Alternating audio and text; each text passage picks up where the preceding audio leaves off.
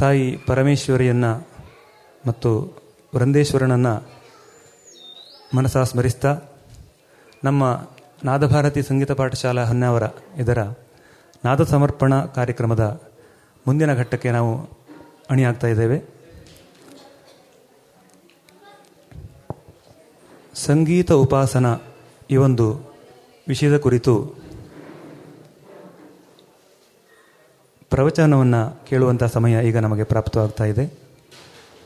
ಈ ಒಂದು ಪ್ರವಚನವನ್ನು ನಮಗೆಲ್ಲ ಮನಮುಟ್ಟುವಂತೆ ಉಣಬಡಿಸಲಿಕ್ಕೆ ವಿದ್ವಾನ್ ನರಸಿಂಹಮಠ ಬಡಗು ಅವರು ನಮ್ಮೊಂದಿಗೆ ತುಂಬ ಸಮಯದಿಂದ ಇಲ್ಲಿ ಇದ್ದಾರೆ, ನಮ್ಮೊಂದಿಗಿದ್ದಾರೆ. ಅವರನ್ನು ವೇದಿಕೆಗೆ ಕರೆದುಕೊಂಡು ಬರಬೇಕಾಗಿ ಶ್ರೀಯುತ PK ಅಣ್ಣ ಅವರಲ್ಲಿ ವಿನಂತಿ ಮಾಡ್ತಾ ಇದ್ದೇನೆ.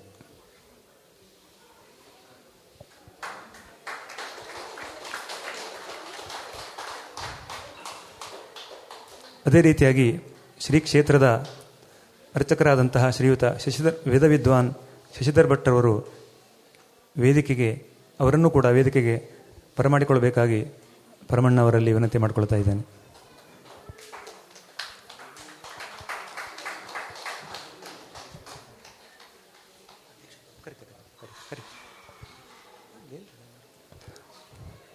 ಶ್ರೀ ಕರಿಕಾನಮ್ಮ ದೇವಿ ಟ್ರಸ್ಟ್ನ ಗೌರವಾನ್ವಿತ ಅಧ್ಯಕ್ಷರಾದಂತಹ ಶ್ರೀಯುತ ವಿಷ್ಣು ಭಟ್ ಬಂದೂರವರನ್ನು ಬರಮಾಡಿಕೊಳ್ಳಬೇಕಾಗಿ ಕೇಳಿಕೊಳ್ತಾ ಇದ್ದೇನೆ.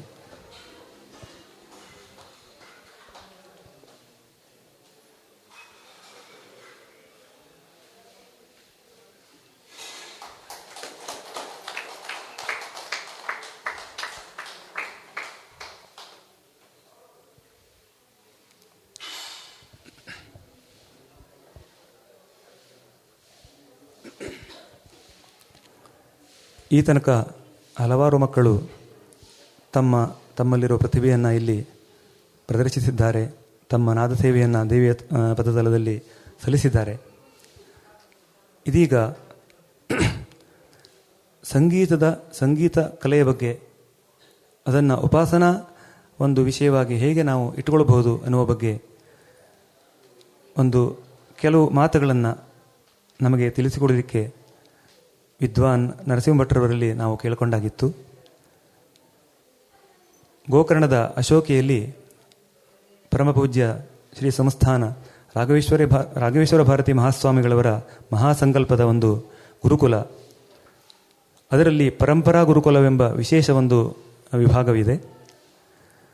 ನಮ್ಮ ಭಾರತೀಯ ವಿದ್ಯೆಗಳನ್ನು ಉಳಿಸಬೇಕು, ಬೆಳೆಸಬೇಕು ಅನ್ನುವ ಒಂದು ನಿಟ್ಟಿನಲ್ಲಿ ನಮ್ಮ ಪಾರಂಪರಿಕ ವಿದ್ಯೆಗಳಿಗೆ ಹೆಚ್ಚು ಒತ್ತು ಕೊಡ್ತಾ ಆಧುನಿಕ ಶಿಕ್ಷಣವನ್ನೂ ಕೂಡ ಒಳಗೊಂಡು ಶಿಕ್ಷಣವನ್ನು ಕೊಡುವಂಥ ಒಂದು ಸಂಸ್ಥೆ ಪರಂಪರಾ ಗುರುಕುಲ.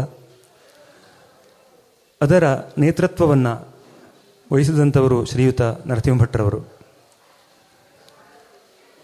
ಮೈಸೂರಿನ ಪ್ರಖ್ಯಾತ ಜ್ಞಾನಿಗಳು, ವಿದ್ವಾಂಸರಾದಂತಹ ಶ್ರೀ ರಾಮಭದ್ರಾಚಾರ್ಯರಲ್ಲಿ ವಿಶೇಷ ಅಧ್ಯಯನವನ್ನು ಮಾಡ್ತಾ ನಾಡಿನ ಹಲವು ಪತ್ರಿಕೆಗಳಲ್ಲಿ ಆಧ್ಯಾತ್ಮಿಕ ಚಿಂತನೆಗಳನ್ನು ಲೇಖನ ರೂಪದಲ್ಲಿ ಬರಿತಾ ಒಳ್ಳೆಯ ಗುರುಕುಲದಲ್ಲಿ ಶ್ರೇಷ್ಠ ಪ್ರಾಚಾರ್ಯರಾಗಿ ಅವರು ಕಾರ್ಯವನ್ನು ನಿರ್ವಹಿಸ್ತಾ ಇದ್ದಾರೆ. ಅವರ ಬಗ್ಗೆ ಅತಿ ಸಂಕ್ಷಿಪ್ತವಾದ ಪರಿಚಯವನ್ನೇ ಅಷ್ಟೇ ನಾನು ಇಲ್ಲಿ ಹೇಳಿದ್ದೇನೆ.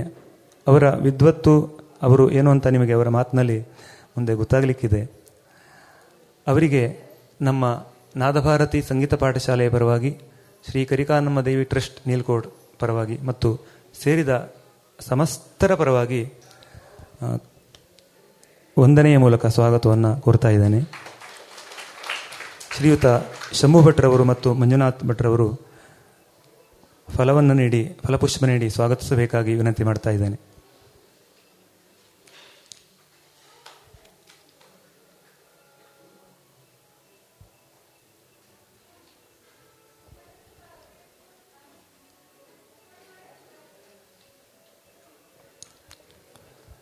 ಅದೇ ರೀತಿಯಾಗಿ ನಮ್ಮ ಸಂಗೀತ ಶಾಲೆಯ ಕಾರ್ಯಕ್ರಮಕ್ಕೆ ಕಳೆದ 3 ವರ್ಷಗಳಿಂದ ಇಲ್ಲಿ ತುಂಬ ಪ್ರೀತಿಯಿಂದ ನಮಗೆ ಇಲ್ಲಿ ವ್ಯವಸ್ಥೆ ಮಾಡಿಕೊಟ್ಟು ಎಲ್ಲ ರೀತಿಯಲ್ಲಿ ತುಂಬ ಆತ್ಮೀಯವಾದ ಸಹಕಾರವನ್ನು ನೀಡುತ್ತಿರುವಂಥವರು ಶ್ರೀಯುತ ಶ್ರೀ ಕರಿಕಾನಮ್ಮ ದೇವಿ ಟ್ರಸ್ಟ್ ಮೇಲ್ಕೋಡ್ನ ಅಧ್ಯಕ್ಷರಾದಂತಹ ಶ್ರೀಯುತ ವಿಷ್ಣು ಭಟ್ ಒಂದೂರವರು ಮತ್ತು ಎಲ್ಲ ಸದಸ್ಯರುಗಳು ಬಹಳ ಪ್ರೀತಿಯಿಂದ ನಮಗೆ ಅವರು ಇಲ್ಲಿ ಅನುಕೂಲವನ್ನು ಮಾಡಿಕೊಟ್ಟಿದ್ದಾರೆ.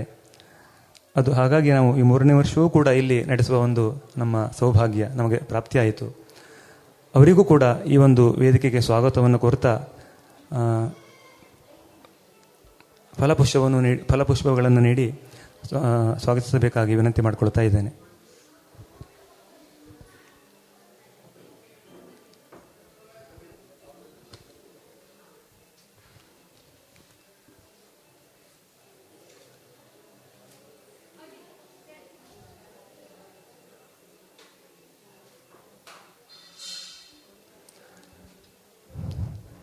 ಇನ್ನು ಓರ್ವರು ವೇದಿಕೆಯಲ್ಲಿ ಉಪಸ್ಥಿತರಿರುವವರು ಶ್ರೀಯುತ ವಿದ್ವಾನ್ ಶಶಿಧರ್ ಭಟ್ರವರು, ಶ್ರೀ ಕ್ಷೇತ್ರದ ಪ್ರಧಾನ ಅರ್ಚಕರು, ವೇದ ವಿದ್ವಾಂಸರು, ಸಂಗೀತಾಸಕ್ತರು ಕೂಡ ಹೌದು.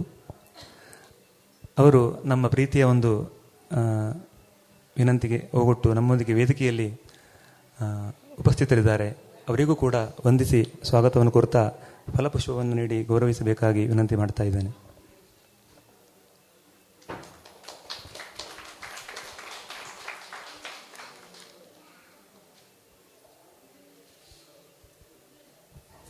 ಧನ್ಯವಾದಗಳು.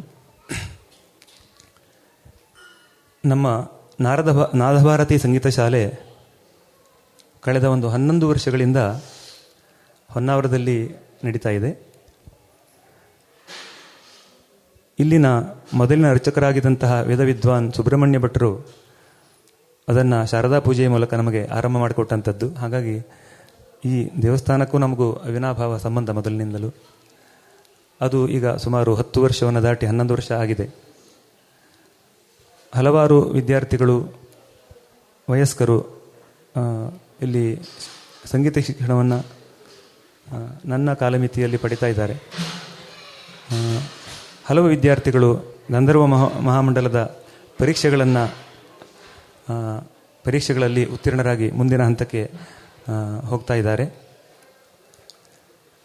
ಅದರಲ್ಲೂ ಈ ವರ್ಷ ವಿಶೇಷ ಅಂದರೆ ಕುಮಾರಿ ಸಹನಾ ಹೆಗಡೆ ಎನ್ನುವವಳು ಈಗ 10ನೇ ತರಗತಿಯವಳು ರಾಜ್ಯ ಮಟ್ಟದ ಪ್ರತಿಭಾ ಕಾರಂಜಿಯಲ್ಲಿ ಪ್ರಥಮ ಸ್ಥಾನವನ್ನು ಗಳಿಸಿದ್ದು ನಮ್ಮ ಒಂದು ವಿದ್ಯಾಸಂಸ್ಥೆಗೆ ಹೆಮ್ಮೆ ಕೂಡ.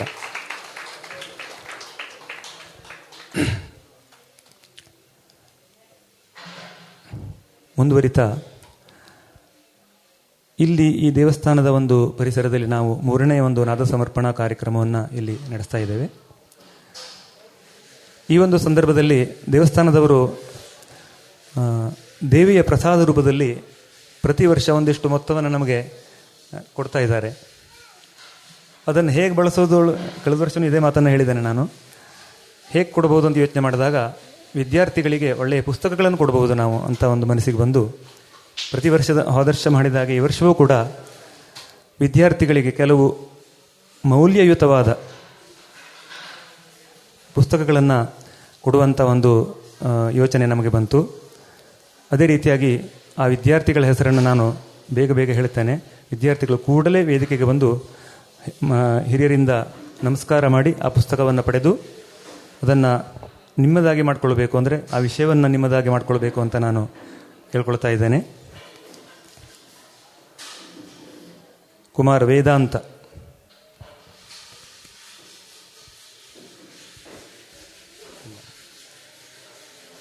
ಕುಮಾರಿ ಶಾಂಭವಿ ವಸಂತ್ ಭಟ್,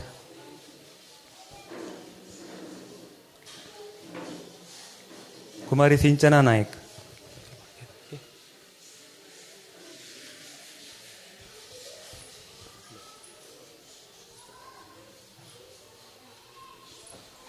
ಕುಮಾರಿ ಸಿಂಚನಾ ನಾಯಕ್. ವೇದಿಕೆ ಮೇಲಿರುವ ಹಿರಿಯರು ಅದನ್ನು ನೀಡಿ ಆಶೀರ್ವದಿಸಬೇಕಾಗಿ ವಿನಂತಿ ಮಾಡಿಕೊಳ್ತಾ ಇದ್ದೇನೆ.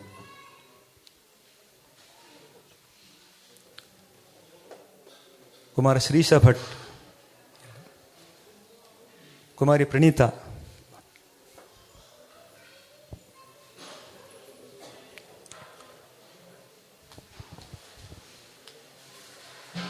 ಶ್ರೀವತ್ಸ,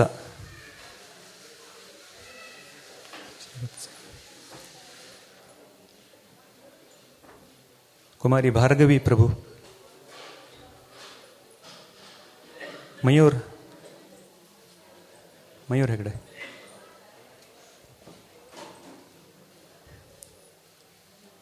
ಕುಮಾರಿ ಶಾಂಭವಿ ಕೃಷ್ಣಮೂರ್ತಿ ಭಟ್, ಕುಮಾರಿ ದೇವಿಕಾ ಕಾಮತ್,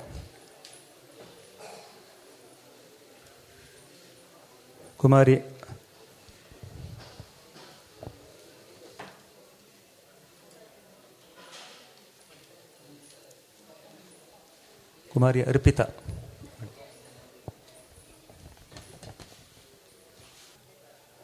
ಕುಮಾರ್ ಮನೋಜ್ ಭಟ್, ಕುಮಾರಿ ಅನನ್ಯಾ ಭಟ್,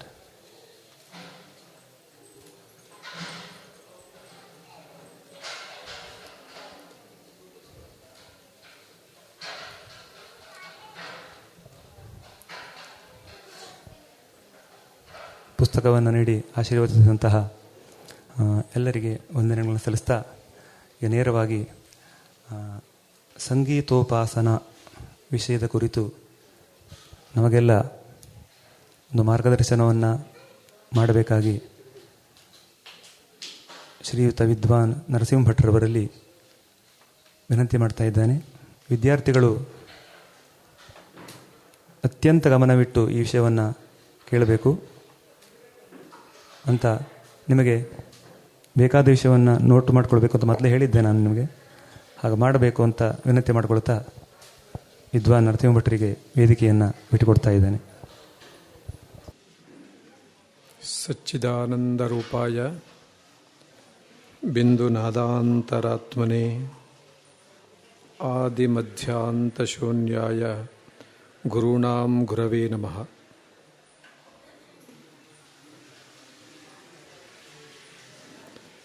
ಓಂ ಜಾತವೇದಸೇ ಸುನವಾಮ ಸೋಮಮರಾತಿ ಯತೋ ನಿದಹಾತಿ ವೇದಃ ಸನಃ ಪರ್ಷದತಿ ದುರ್ಗಾಡಿ ವಿಶ್ವಾನಾವೇವ ಸಿಂಧುಂದುರಿತಾತ್ಯಗ್ನಿಃ.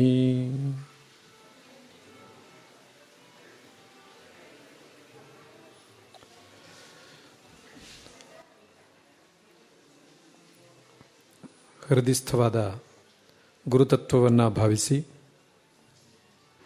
ಕ್ಷೇತ್ರಾಧೀಶ್ವರಿಯಾಗಿರುವಂತಹ ಪರಮೇಶ್ವರಿ ಜಗನ್ಮಾತೆಯನ್ನು ನಮಸ್ಕರಿಸ್ತಾ, ವೇದಿಕೆಯಲ್ಲಿರುವಂಥ ಎಲ್ಲ ಹಿರಿಯರಿಗೂ ನಮಸ್ಕಾರಗಳು. ಅಂತೆಯೇ ಸಭೆಯಲ್ಲಿ ಇರುವಂಥ ಎಲ್ಲ ಮಹನೀಯರಿಗೆ, ಮಹಿಳೆಯರಿಗೆ ನನ್ನ ನಮಸ್ಕಾರಗಳು. ಮಕ್ಕಳಿಗೆ ಶುಭಾಶಯಗಳು. ಇಷ್ಟೊತ್ತು ಸಂಗೀತವನ್ನು ಕೇಳಿದ್ದೇವೆ, ಆಲಿಸಿದ್ದೇವೆ. ನಾದಭಾರತಿ ಸಂಗೀತ ಪಾಠಶಾಲೆಯ ಮಕ್ಕಳು ಇವತ್ತು ನಾದ ಸಮರ್ಪಣೆಯನ್ನು ಮಾಡಿದ್ದಾರೆ.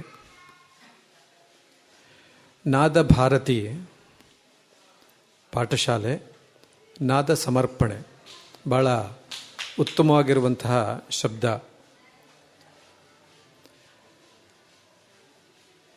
ನಾದ ಅತ್ಯಂತ ಮೂಲವಾದದ್ದು.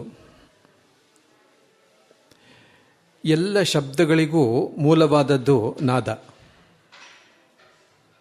ನಾದದಿಂದಲೇ ಎಲ್ಲ ಶಬ್ದಗಳು ಉತ್ಪತ್ತಿಯಾಗಿವೆ ಎಂಬುದಾಗಿ ಶಾಸ್ತ್ರ ಹೇಳುತ್ತೆ. ನಾದ ಅಂದರೆ ಏನು ಅಂತ ಕೇಳಿದ್ರೆ ಅದೊಂದು ಶಬ್ದ. ಸಾಮಾನ್ಯವಾಗಿ ಶಬ್ದ ಆಗಬೇಕು ಅಂತಂದರೆ ಎರಡು ಹೀಗೆ ಆಘಾತ ಆಗಬೇಕು. ಹೀಗೆ ಆಘಾತ ಆದರೆ ಮಾತ್ರ ಒಂದು ಶಬ್ದ ಉತ್ಪತ್ತಿ ಆಗುತ್ತೆ. ಅಂದರೆ ಎಲ್ಲಿ ಆಘಾತ ಆಗತ್ತೋ ಅಲ್ಲಿ ಆಗುವಂಥ ಶಬ್ದವನ್ನು ನಾವು ಕೇಳಿದ್ದೇವೆ.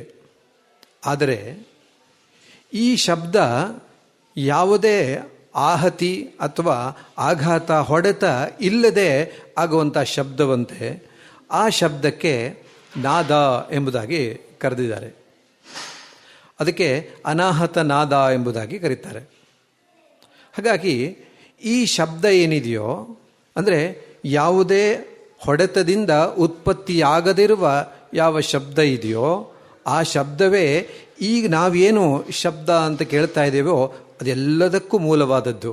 ಅದಕ್ಕೆ ನಾದ ಅಂತ ಹೆಸರು. ಆ ನಾದವೇ ಮುಂದಕ್ಕೆ ಭಾರತೀಯ ಆಯಿತು. ಭಾರತಿ ಅಂದರೆ ಏನು ಅಂತ ಕೇಳಿದ್ರೆ ಅದರ ವಿಸ್ತಾರವೇ ಭಾರತಿ. ಭಾರತಿ ಭಾಷಾ ಅಂತ ಪರ್ಯಾಯ ಪದ. ಈ ನಾದ ವಿಸ್ತಾರವಾದಾಗ ಅದು ಭಾರತೀಯಾಗತ್ತೆ. ಹೇಗೆ ಅಂತ ಕೇಳಿದ್ರೆ ಅದು 4 ಸ್ತರದಲ್ಲಿ ವಿಸ್ತಾರ ಆಗತ್ತೆ ಅಂತ ಹೇಳ್ತಾರೆ ನಮ್ಮ ಶಾಸ್ತ್ರಕಾರರು. ಪರ, ಪಶ್ಯಂತಿ, ಮಧ್ಯಮ, ವೈಖರಿ ಎಂಬುದಾಗಿ 4 ಹಂತದಲ್ಲಿ ಈ ಭಾರತಿ ವಿಸ್ತಾರವಾಗ್ತಾಳಂತೆ. ಮೂಲತಃ ನಾದ ಅನ್ನುವಂಥದ್ದಕ್ಕೆ ಪ್ರಣವ, ಓಂಕಾರ ಎಂಬುದಾಗಿ ಕರೀತಾರೆ. ಈ ಓಂಕಾರದ ವಿಸ್ತಾರ ರೂಪವಾಗಿರುವಂತಹದ್ದೇ ಭಾರತಿ. ಹಾಗಾದರೆ ಅದು ಹೇಗೆ ವಿಸ್ತಾರ ಆಯಿತು ಅಂತ ಕೇಳಿದ್ರೆ ನಾವು ಈ ಓಂಕಾರದ ವಿಸ್ತಾರವನ್ನು ನೋಡಬೇಕು, ಅವಾಗ ಗೊತ್ತಾಗತ್ತೆ. ಓಂಕಾರದಲ್ಲಿ ಅಕಾರ, ಉಕಾರ, ಮಕಾರ ಎಂಬುದಾಗಿ 3 ಅಕ್ಷರಗಳಿವೆ. ಅದಕ್ಕೂ ಮುಂದಕ್ಕೆ ಹೋದರೆ ನಾದ ಮತ್ತು ಬಿಂದು ಎಂಬುದಾಗಿ ಒಟ್ಟಾರೆ 3.5 ಮಾತ್ರಾ ಕಾಲವಾಗಿ ಈ ಓಂಕಾರವನ್ನು ಅಥವಾ ಪ್ರಣವವನ್ನು ಉಚ್ಚಾರಣೆ ಮಾಡಲಾಗತ್ತೆ. ಈ ಪ್ರಣವವೇ ಎಲ್ಲದಕ್ಕೂ ಮೂಲ ಎಂಬುದಾಗಿ ಕರೀತಾರೆ. ಯಾಕೆ ಈ ಪ್ರಣವ ಎಲ್ಲದಕ್ಕೂ ಮೂಲ ಅಂತ ಕೇಳಿದ್ರೆ ಈ ಪ್ರಣವ ಯಾವುದು? ಅದು ಭಗವಂತನ ಹೆಸರಂತೆ. ಪ್ರಣವ ಭಗವಂತನ ಹೆಸರು. ಹಾಗಾದರೆ ಈ ಭಗವಂತ ಯಾರು ಅಂತ ಕೇಳಿದ್ರೆ ಸೃಷ್ಟಿಗೆ ಮೂಲನಾದವನು. ನೋಡಿ, ಈ ಸೃಷ್ಟಿ 2 ವಿಕಾಸ ಆಗಿದೆ. ಒಂದು ಅರ್ಥರೂಪವಾಗಿ, ಇನ್ನೊಂದು ಶಬ್ದರೂಪವಾಗಿ. ನೋಡಿ, ಈಗ ಇದೊಂದು ಅರ್ಥ. ಈ ಅರ್ಥಕ್ಕೆ ಒಂದು ಶಬ್ದ ಇದೆ ಅಲ್ವಾ, ಧ್ವನಿವರ್ಧಕ ಅಂತ. ಇದು ಶಬ್ದವಾಗಿದೆ. ಹೀಗೆ ನಾವು ಪ್ರತಿಯೊಂದು ಪದಾರ್ಥವನ್ನು ನೋಡಬೇಕಾದರೂ ಕೂಡ ಆ ಎಲ್ಲ ಪದಾರ್ಥಕ್ಕೆ ಒಂದು ಶಬ್ದ ಇದೆ ಅಲ್ವಾ. ಹಾಗಾಗಿ ಈ ಪ್ರಪಂಚವೇ 2 ರೂಪವಾಗಿರುವಂತಹದ್ದು, ಒಂದು ಅರ್ಥ ರೂಪವಾಗಿರುವಂತಹದ್ದು, ಇನ್ನೊಂದು ಶಬ್ದ ರೂಪವಾಗಿರುವಂತಹದ್ದು ಅಂತ. ಈ ಅರ್ಥರೂಪಕ್ಕೆ ಮೂಲವಾದದ್ದು ಯಾವುದು ಅಂದರೆ ಅದಕ್ಕೆ ಭಗವಂತ ಅಂತ ಕರೀತಾರೆ, ಪರಬ್ರಹ್ಮ ಅಂತ ಕರೀತಾರೆ, ದೇವರು ಅಂತ ಕರೀತಾರೆ. ಹೀಗೆ ಬೇರೆ ಬೇರೆ ಶಬ್ದಗಳಿಂದ ನಾವು ಹೇಳ್ಬೋದು.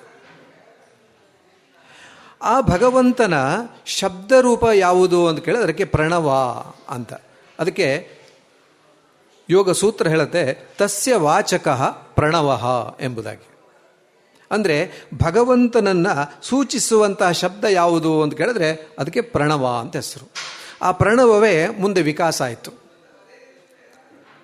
ಅಕಾರ, ಉಕಾರ, ಮಕಾರ ರೂಪವಾಗಿರುವಂತಹ ಈ ಪ್ರಣವ ಅಕಾರದಿಂದ ಋಗ್ವೇದವಾಯಿತು, ಉಕಾರದಿಂದ ಯಜುರ್ವೇದ ಆಯಿತು, ಹಾಗೆ ಮಕಾರದಿಂದ ಸಾಮವೇದ ಆಯಿತು, ಅರ್ಧ ಮಾತ್ರ ಕಾಲದಿಂದ ಅಥರ್ವವೇದ ಆಯಿತು ಅಂತ. ಹೀಗೆ ಆ ಪ್ರಣವದ ವಿಕಾಸವನ್ನು ಬಲ್ಲಂತಹ ಶಾಸ್ತ್ರ ಹೇಳುತ್ತೆ. ಅಂದರೆ ಈ ವೇದಗಳು ಪ್ರಣವದಿಂದಲೇ ವಿಕಾಸ ಆಗಿರುವಂಥದ್ದು. ಮುಂದಕ್ಕೆ ವೇದಗಳು ಮತ್ತೂ ವಿಕಾಸ ಆಗ್ತಾ ಆಗ್ತಾ ಶಾಸ್ತ್ರಗಳಾದವು, ಇತಿಹಾಸ ಪುರಾಣಗಳಾದವು, ಕಾವ್ಯಗಳಾದವು. ಹೀಗೆ ಮುಂದೆ ಬರುವಂಥ ಎಲ್ಲ ಶಬ್ದ ಪ್ರಪಂಚಕ್ಕೂ ಮೂಲವಾದವು ಯಾವುದು ಅಂತ ಕೇಳಿದ್ರೆ ವೇದ. ಆ ವೇದಕ್ಕೆ ಮೂಲವಾಗಿರುವಂತಹದ್ದು ಪ್ರಣವ. ಹಾಗಾಗಿ ಈ ಶಬ್ದವನ್ನು ನಾವು ಶಬ್ದ ಬ್ರಹ್ಮ ಎಂಬುದಾಗಿ ಕರೆಯಬೇಕು. ನೋಡಿ, ಈ ಶಬ್ದಕ್ಕೆ ಮೂಲವಾಗಿರುವಂತಹದ್ದು, ಶಬ್ದ ರಾಶಿಗೆ ಮೂಲವಾಗಿರುವಂತಹದ್ದು ಯಾವುದು? ಪ್ರಣವ. ಈ ಅರ್ಥ ಪ್ರಪಂಚಕ್ಕೆ ಮೂಲವಾಗಿರುವಂತಹದ್ದು ಅದು ಭಗವಂತ. ಭಗವಂತನಿಂದ ವಿಕಾಸವಾಗಿರುವಂತಹದ್ದು ಅರ್ಥ ಪ್ರಪಂಚ, ಹಾಗೆ ಭಗವಂತನ ಶಬ್ದರೂಪವಾಗಿರುವಂತಹ ಪ್ರಣವದಿಂದ ವಿಕಾಸವಾಗಿರುವಂತಹದ್ದು ಶಬ್ದ ಪ್ರಪಂಚ. ನಮಗೆ ಭಗವಂತ ಕಾಣಬೇಕು. ನಮ್ಮ ಉದ್ದೇಶ ಏನು? ಭಗವಂತನನ್ನು ನೋಡಬೇಕಲ್ವಾ? ಪ್ರತಿಯೊಬ್ಬ ಮಾನವನ ಉದ್ದೇಶ ಏನು ಅಂತ ಕೇಳಿದ್ರೆ ಭಗವಂತನನ್ನು ನೋಡಬೇಕು ಎಂಬುದಾಗಿ. ಅದನ್ನೇ ಇನ್ನೊಂದು ಭಾಷೆಯಲ್ಲಿ ಕರೀತಾರೆ ಮೋಕ್ಷ ಎಂಬುದಾಗಿ.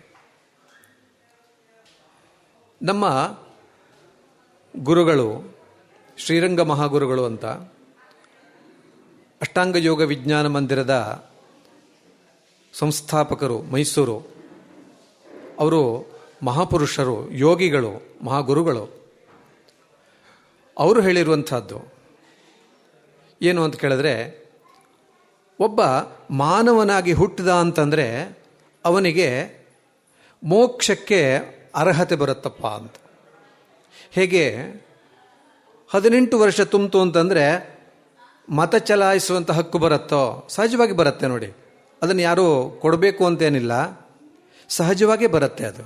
ಹಾಗೆಯೇ ಒಬ್ಬ ಮಾನವನಾಗಿ ಹುಟ್ಟಿ ಬಂದ ಅಂದ ತಕ್ಷಣ ಅವನಿಗೆ ಬರುವಂಥ ಹಕ್ಕು ಯಾವುದು ಅಂತ ಕೇಳಿದ್ರೆ ಮೋಕ್ಷ. ಹಾಗಾಗಿ ಮೋಕ್ಷವನ್ನು ಪಡಿಬೇಕು ಅಂತ ಆದರೆ ಅದಕ್ಕೆ ಅತ್ಯುತ್ಕೃಷ್ಟವಾಗಿರುವಂಥ ಜನ್ಮ ಯಾವುದು? ಮಾನವ ಜನ್ಮ. ಆ ಮಾನವ ಜನ್ಮವನ್ನು ಪಡೆದಂಥ ನಾವು ಏನು ಮಾಡಬೇಕು ಅಂದರೆ ಅದನ್ನು ಸಾರ್ಥಕಪಡಿಸ್ಕೋಬೇಕು. ಅದಕ್ಕೆ ಅನೇಕ ಸಾಧನೆಗಳನ್ನು ಕೊಟ್ಟರು. ಈ ಮಾನವ ಜನ್ಮ ಸಾರ್ಥಕ ಆಗಬೇಕು. ಸಾರ್ಥಕ ಆಗೋದು ಹೇಗೆ ಅಂತ ಕೇಳಿದ್ರೆ ಆ ಭಗವಂತನನ್ನು ಕಾಣಬೇಕು. ಅದಕ್ಕೆ ಇನ್ನೊಂದು ಹೆಸರು ಮೋಕ್ಷ ಅಂತ. ಆ ಮೋಕ್ಷವನ್ನು ಪಡಿಬೇಕು. ಅದಕ್ಕೆ ಏನು ಮಾಡಬೇಕು? ಅನೇಕ ಸಾಧನೆಗಳನ್ನು ಕೊಟ್ಟರು. ಅದರಲ್ಲಿ ಅತ್ಯಂತ ಪ್ರಧಾನವಾಗಿರುವಂಥ ಸಾಧನ 2. ಒಂದು ವಿದ್ಯೆ, ಇನ್ನೊಂದು ಕಲೆ. ಒಂದು ವಿದ್ಯೆ, ಇನ್ನೊಂದು ಕಲೆ ಎಂಬುದಾಗಿ ಕರೀತಾರೆ. ವಿದ್ಯೆ ಅಂದರೆ ಏನು, ಕಲೆ ಅಂದರೆ ಏನು ಅಂತ. ಯಾವುದು ಜ್ಞಾನರೂಪವಾಗಿರುತ್ತೋ ಅದಕ್ಕೆ ವಿದ್ಯೆ ಅಂತ ಹೆಸರು. ಯಾವುದು ಚೇಷ್ಟಾರೂಪವಾಗಿರುತ್ತೋ ಅದಕ್ಕೆ ಕಲೆ ಅಂತ ಹೆಸರು. ಯಾವುದು ಜ್ಞಾನರೂಪವಾಗಿರುತ್ತೋ ಅದಕ್ಕೆ ವಿದ್ಯೆ ಅಂತ ಹೆಸರು. ಯಾವುದು ಚೇಷ್ಟಾರೂಪವಾಗಿರುತ್ತೋ ಅದಕ್ಕೆ ಕಲೆ ಅಂತ ಹೆಸರು. ಉದಾಹರಣೆಗೆ ನಾವು ಶಾಸ್ತ್ರಗಳನ್ನು ಓದ್ತೇವೆ. ವೇದಾಂತ ಇರ್ಬೋದು, ನ್ಯಾಯ ಇರ್ಬೋದು, ಹೀಗೆ ಅನೇಕ ಶಾಸ್ತ್ರಗಳಿವೆ. ಅವುಗಳನ್ನೆಲ್ಲ ವಿದ್ಯೆ ಎಂಬುದಾಗಿ ಕರೀತಾರೆ. ಯಾಕೆ ಅಂದರೆ ಆ ಶಾಸ್ತ್ರಗಳು ಅಥವಾ ವೇದಗಳು ನಮಗೆ ಏನನ್ನು ಕೊಡ್ತಾ ಇವೆ ಅಂತ ಕೇಳಿದ್ರೆ ಯಾವುದೋ ಒಂದು ಜ್ಞಾನವನ್ನು ಕೊಡ್ತಾ ಇವೆ. ಆದ್ದರಿಂದ ಅವುಗಳನ್ನು ವಿದ್ಯೆ ಅಂತ ಕರೀತಾರೆ. ವಿದ್ಯೆ ಅಂದರೆ ಏನು ಅಂತ ಕೇಳಿದ್ರೆ ನಾವಿವತ್ತು ನಾಲೆಡ್ಜ್ ಅಂತ ಹೇಳ್ತೇವೆ. ಆದರೆ ಅದು ಪರ್ಯಾಯ ಪದ ಅಲ್ಲ. ಅದಕ್ಕೆ ನಮ್ಮ ಗುರುಗಳು ಹೇಳಿದರು, ವಿದ್ಯಾ ಎನ್ನುವಂಥ ಶಬ್ದದಲ್ಲಿ 2 ವಿಭಾಗವನ್ನು ಮಾಡಬಹುದು. ಒಂದು ವಿತ್ ಅಂತ, ಇನ್ನೊಂದು ಯಾ ಅಂತ. ವಿದ್ ಯಾ ಅಂತ 2 ಸೇರಿಸಿದರೆ ವಿದ್ಯಾ ಅಂತ ಆಗತ್ತೆ ಅಲ್ವಾ? ಹಾಗಾದರೆ ಆ ವಿದ್ ಅನ್ನೋದಕ್ಕೆ ಏನಂತ ಅರ್ಥ? ಜ್ಞಾನ ಅಂತ ಅರ್ಥ. ಯಾ ಅಂತಂದರೆ ಯಾವುದು ನಮ್ಮನ್ನು ಕರ್ಕೊಂಡು ಹೋಗುತ್ತೋ, ಯಾ ಪ್ರಾಪಣೆ ಕರ್ಕೊಂಡು ಹೋಗುತ್ತೋ, ತಲುಪಿಸುತ್ತೋ ಅದು ಅಂತ ಅರ್ಥ. ಅಂದರೆ ಯಾವುದು ಜ್ಞಾನದ ಕಡೆ ನಮ್ಮನ್ನು ಕರ್ಕೊಂಡು ಹೋಗುತ್ತೋ ಅದಕ್ಕೆ ವಿದ್ಯಾ ಅಂತ ಕರೀತಾರೆ. ಯಾವುದು ಅಂಥ ವಿದ್ಯೆಗಳು ಅಂತ ಕೇಳಿದ್ರೆ ವೇದಗಳು, ಶಾಸ್ತ್ರಗಳು, ಇತಿಹಾಸ ಪುರಾಣಗಳು, ಇವುಗಳನ್ನೆಲ್ಲ ವಿದ್ಯೆ ಅಂತ ಕರೆದರು. ಅತ್ಯಂತ ಪ್ರಧಾನವಾಗಿ 14 ವಿದ್ಯೆಗಳು ಎಂಬುದಾಗಿ ಕರೀತಾರೆ. 4 ವೇದಗಳು, 6 ಅಂಗಗಳು, ಆಮೇಲೆ 4 ಉಪಾಂಗಗಳು ಎಂಬುದಾಗಿ ಒಟ್ಟು 14 ವಿದ್ಯಾಸ್ಥಾನಗಳು ಅಂತ ಕರೀತಾರೆ. ಇವುಗಳನ್ನು ಪ್ರಧಾನವಾಗಿ ವಿದ್ಯೆ ಅಂತ ಕರೀತಾರೆ. ಈ ವಿದ್ಯೆಯಲ್ಲಿ ಅತ್ಯಂತ ಪ್ರಧಾನವಾಗಿ ನಾವಿವತ್ತು ಸ್ವೀಕರಿಸಬೇಕಾದ ವಿಷಯ ತುಂಬ ಇದೆ. ಹೇಳೋಕ್ಕೆ ತುಂಬ ಸಮಯ ಬೇಕು. ಆದರೆ ನೀವೆಲ್ಲ ತಿಳ್ಕೊಳ್ಬೇಕು ಅನ್ನುವಂಥ ಒಂದು ಹಂಬಲದಿಂದ ಇಲ್ಲಿ ಕೂತಿದ್ದೀರಿ ಅಂತ ಅಂದ್ಕೊಂಡು ಸ್ವಲ್ಪ ವಿಷಯವನ್ನು ಹೇಳ್ತಾ ಇದ್ದೇನೆ. ಯಾಕೆಂದರೆ ಈಗೆಲ್ಲ ನೀವು ಸಂಗೀತ ಕೇಳಿದ್ದೀರಾ. ಸಂಗೀತ ಕೇಳಿದಂಥ ಕಿವಿಗೆ ಈ ಪ್ರವಚನ ಹಿಡಿಸುತ್ತಾ?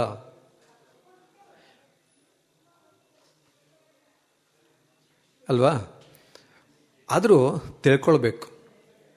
ಯಾಕೆ ತಿಳ್ಕೊಳ್ಬೇಕು ಇದು ಅಂತ ಕೇಳಿದ್ರೆ, ಯಾವುದೇ ಒಂದು ವಿಷಯವನ್ನು ತಿಳಿದು ಮಾಡಿದಾಗ ಅದು ಹೆಚ್ಚಿನ ಫಲವನ್ನು ಕೊಡುತ್ತೆ.